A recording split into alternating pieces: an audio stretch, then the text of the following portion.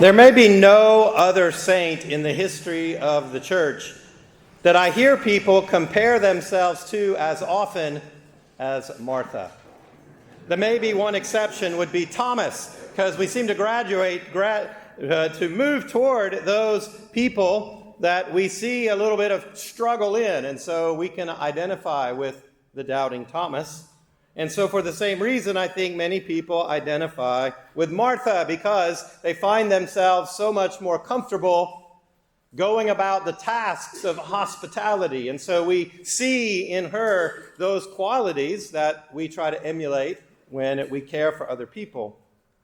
Today's first reading and gospel both highlight what hospitality really means, but in both cases, the normal practices of hospitality that marked the culture of the day were changed, because in both cases, the hospitality being offered was hospitality to God himself. So the visitor to Abraham in the first reading turns out to be God. And as they go about the work of providing food, they come to realize that God is in their presence. In the gospel, we see what it means in the practice of hospitality to recognize that God is in our presence.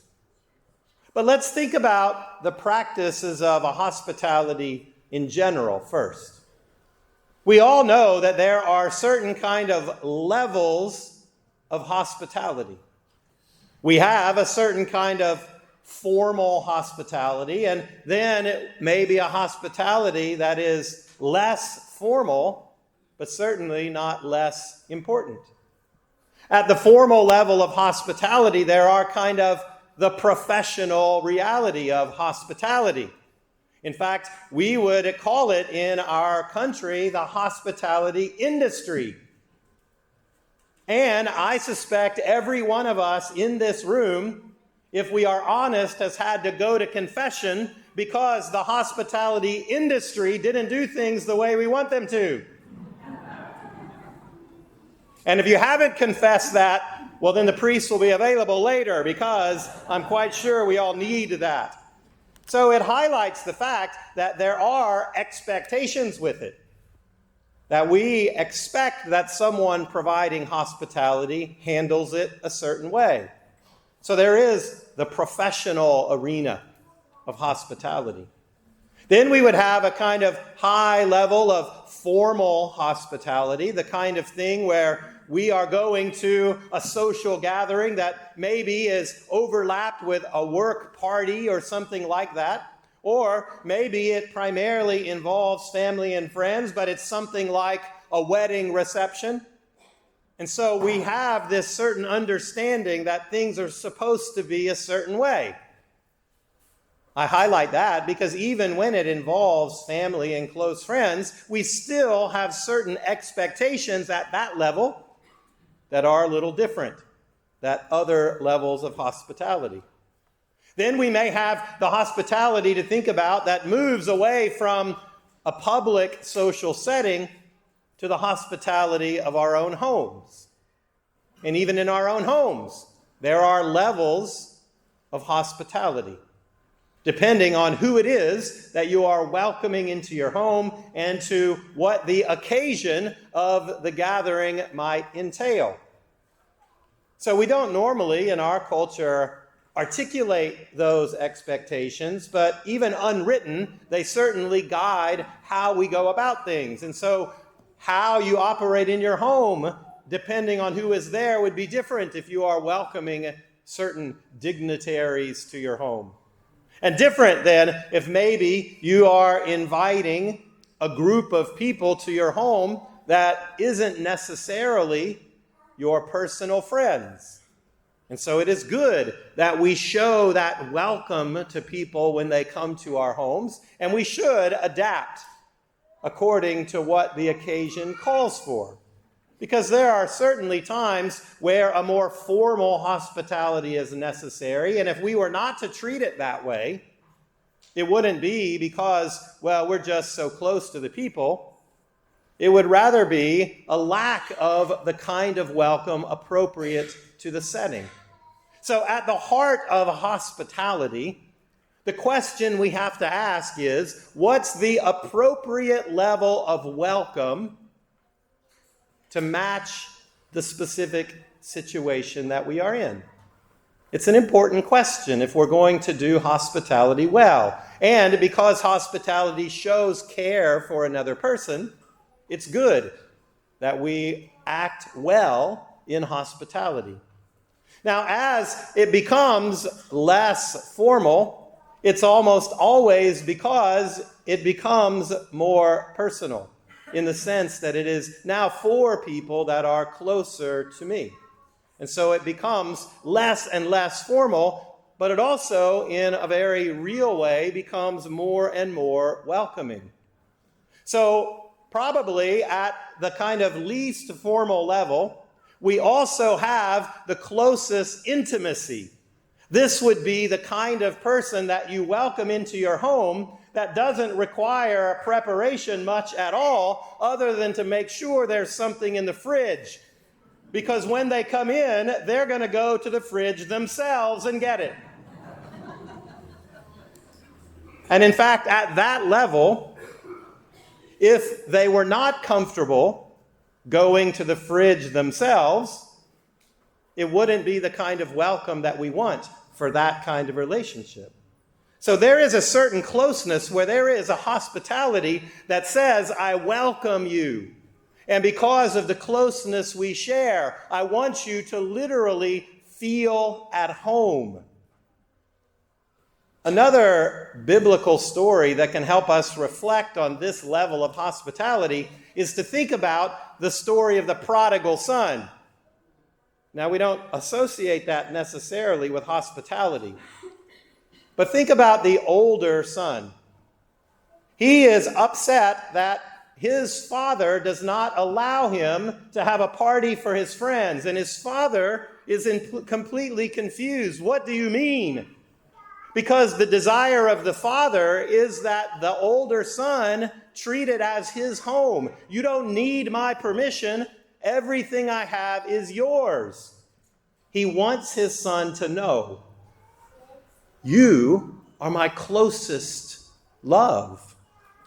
And so understand who you are so that the welcome applies, because this is your home.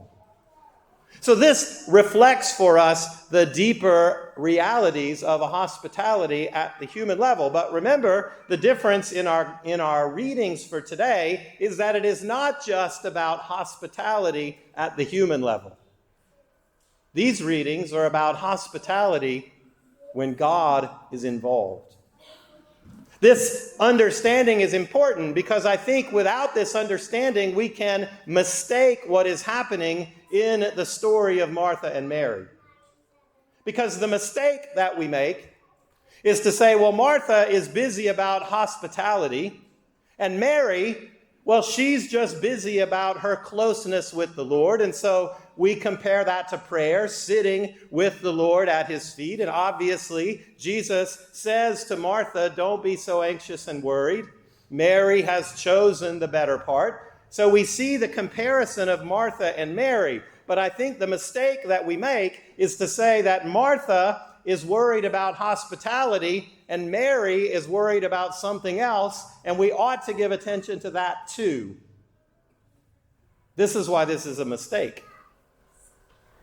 In the story of Martha and Mary, it's actually only Mary that's providing hospitality. Because what is hospitality? Hospitality is the welcome to the person that comes in. And what is the welcome that the Lord wants? The Lord wants to be welcomed all the way in. The Lord wants to be welcomed into our lives in the closest, most intimate and personal relationship that there can be. The Lord very much wants from us the kind of hospitality that makes him welcome into the depths of our home. That welcome is only possible when we offer the welcome of Mary. Because only Mary was the one who welcomed Jesus into the depths of her own life, who made Jesus welcome because she was ready to take in all that he was prepared to give. Now, one of the reasons that Mary is the one who is hospitable in this story is something that we see changes when God enters the picture. So in our efforts at human hospitality, we draw the line in someone else kind of giving more than we do. When we are hosting someone, we want to provide as much as we can for them. But when it comes to being hospitable with God, there's nothing we can give him. There's nothing that he desires from us except to be welcomed all the way in to the very depths of our hearts. In the first reading today, Abraham and Sarah, they go to great pains to provide for these guests that arrive because they recognize the demands of hospitality. But at the end of the story, what happens is after having been given everything, these guests, who is God himself, says, I will give to you a child. So what's happening in the first reading is that they welcome the Lord, but what he does in return is fulfill his promise. You who I promised would be the father of countless generations. I will give to you the promise that I made to you. In the case of Jesus being welcomed in, what he has to give in return is something far greater than we can give. It is his life and love. It is salvation itself. It is redemption that gives life where there was death. And so the kind of hospitality that God is looking for is the receptive posture of welcoming. The receptive attitude that says, Lord, I give you what I have, but I stand even more ready to receive what you offer. And I cannot receive what you offer unless I have the posture of Mary.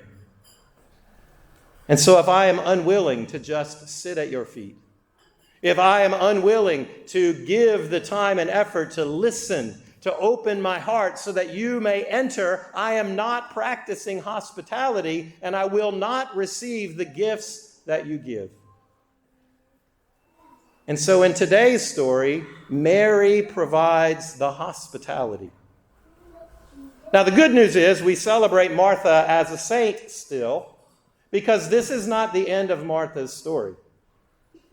She learns the lesson that Jesus says. She becomes more hospitable because later on, Jesus will come back into her life after her brother Lazarus has died. And when Jesus comes, Martha does not worry about anything. Even though her brother just died, she has more to worry about then than she does in today's passage. But her attitude when Jesus comes back to her is to say, Lord, I trust you. I know that whatever you desire to happen will happen. And so in that case, Martha gives hospitality to Jesus. She welcomes him into her life, and he restores her brother from the dead. And so we pray today that we will offer true hospitality to the Lord. The recognition that we ought to provide from what we have, but that we stand ready to receive what God gives.